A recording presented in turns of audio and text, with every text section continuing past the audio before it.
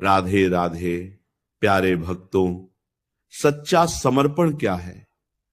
यह प्रश्न जितना सरल दिखाई देता है उतना ही गहरा, रहस्यमय और आत्मा को झकझोर देने वाला है। समर्पण कोई बाहरी क्रिया नहीं है, नहीं यह केवल शब्दों या प्रतीकों से व्यक्त होने वाली भावना है। यह मनुष्य के भीतर घटित होने वाली एक ऐसी अवस्था है जहां मैं धीरे धीरे गलकर तू में विलीन हो जाता है, जहां अपेक्षा का भार समाप्त हो जाता है और अहंकार का अस्तित्व स्वतः ही ढह जाता है। सच्चा समर्पण वह नहीं है जो दिखाया जाए, बताया जाए या सिद्ध किया जाए। वह तो ऐसा अनुभव है जिसे केवल जिया जा सकता है, महसूस किया जा सकता है, और जो व्यक्ति के संपूर्ण अस्तित्व को चुपचाप बदल देता है। मनुष्य का जीवन इच्छाओं, आकांक्षाओं और संघर्षों से भरा होता है।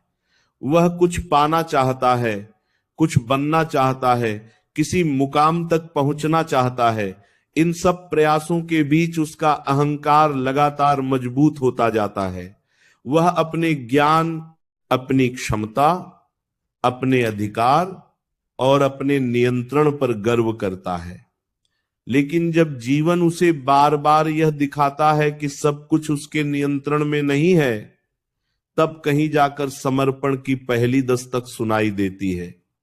सच्चा समर्पण हार मान लेना नहीं है, बल्कि यह स्वीकार कर लेना है कि जीवन केवल मेरी योजनाओं से नहीं चलता। यह स्वीकार करना कि मुझसे बड़ी कोई शक्ति है, कोई सत्य है, कोई व्यवस्था है जिसके सामने मेरा अहंकार बहुत छोटा है। समर्पण का सबसे बड़ा भ्रम यह है कि लोग उसे कमजोरी समझ लेते हैं। उन्हें लगता है कि समर्पण करने का अर्थ है अपने अधिकार, अपनी पहचान या अपने स्वाभिमान को त्याग देना, जबकि सच्चा समर्पण इसके ठीक विपरीत है। यह सबसे बड़ी आंतरिक शक्ति का प्रमाण है। जब कोई व्यक्ति बिना भय, बिना स्वार्थ और बिना किसी शर्त के स्वयं को किसी उद्देश्य, किसी सत्य, किसी प्रेम या किसी ईश्वर के चरणों में अर्पित कर देता है, तब वह भीतर से अत्यंत मजबूत हो जाता है। वो बाहरी परिस्थितियों से प्रभावित होना कम कर देता है, क्योंकि उसकी स्थिरता अब किसी बाहरी चीज पर नहीं बल्कि भीतर की शांति पर आधारित होती है। सच्चा समर्पण तभी संभव है जब मनुष्य अपने भीतर की असुरक्षाओं को पहचान लेता है, जब वह यह समझ जाता है कि उसका डर, उसकी लालसा और उसकी अपेक्षाएं ही उसे बांध कर रखती हैं। जब वह इन बंधनों को छोड़ने का साहस करता है, तभी समर्पण जन्म लेता है। यह कोई एक क्षण में घटित होने वाली घटना नहीं है, बल्कि एक लंबी आंतरिक यात्रा है। इस यात्रा में व्यक्ति कई बार टूटता है, गिरता है, स्वयं से प्रश्न करता है और अंततः स्वयं से ईमानदार होना सीखता है। प्रेम में समर्पण सबसे शुद्ध रूप में दिखाई देता है। जब कोई प्रेम करता है और बदले में कुछ नहीं चाहता, न अधिकार, न नियंत्रण, न स्वामित्व, तब वह प्रेम समर्पण में बदल जाता है। वहां मुझे क्या मिलेगा का प्रश्न समाप्त हो जाता है और केवल मैं क्या दे सकता हूं शेष रह जाता है। ऐसा प्रेम स्वतंत्र होता है, बांधता नहीं बल्कि मुक्त करता है। यही सच्चे समर्पण का स्वरूप है, जहां सामने वाले की खुशी अपनी खुशी से अधिक महत्वपूर्ण हो जाती है, बिना स्वयं को खोए हुए। भक्ति में समर्पण और भी गहराई प्राप्त करता है। जब भक्त यह मान लेता है कि उसका अस्तित्व ही ईश्वर की कृपा है, तब उसके जीवन की दिशा बदल जाती है। वह अपने कर्म करता है, लेकिन उनके फल का बोझ अपने ऊपर नहीं रखता। वह जानता है कि उसका काम केवल प्रयास करना है, परिणाम किसी और के हाथ में है। यही भाव उसे चिंता, भय और निराशा से मुक्त करता है। सच्चा समर्पण व्यक्ति को निष्क्रिय नहीं बनाता, बल्कि उसे निष्काम बनाता है। वो कर्म करता है, लेकिन आसक्ति के बिना, जीवन के दुख भी समर्पण की शिक्षा देते हैं।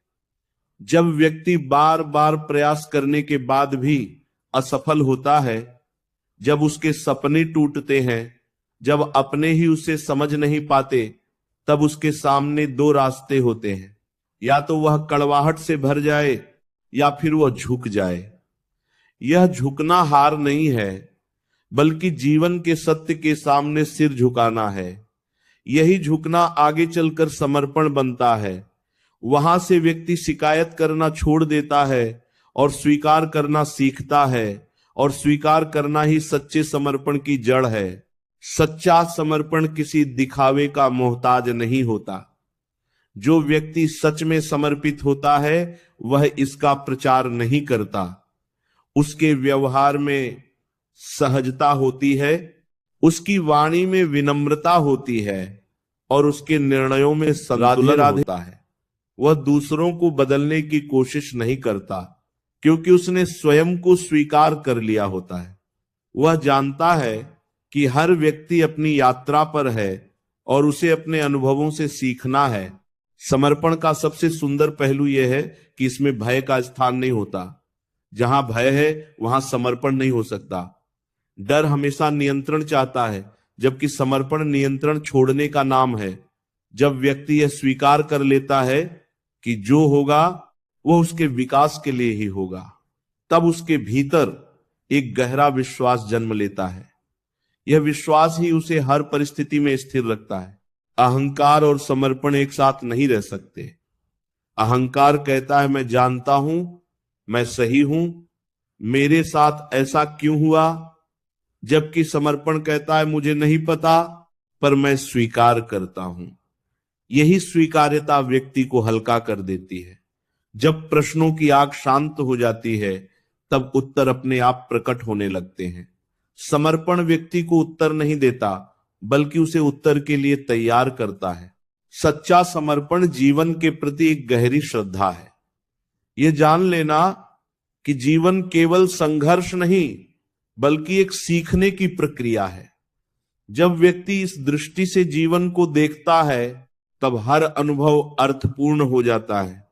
सफलता उसे अहंकारी नहीं बनाती और असफलता उसे तोड़ती नहीं। दोनों ही अवस्थाओं में वह संतुलित रहता है।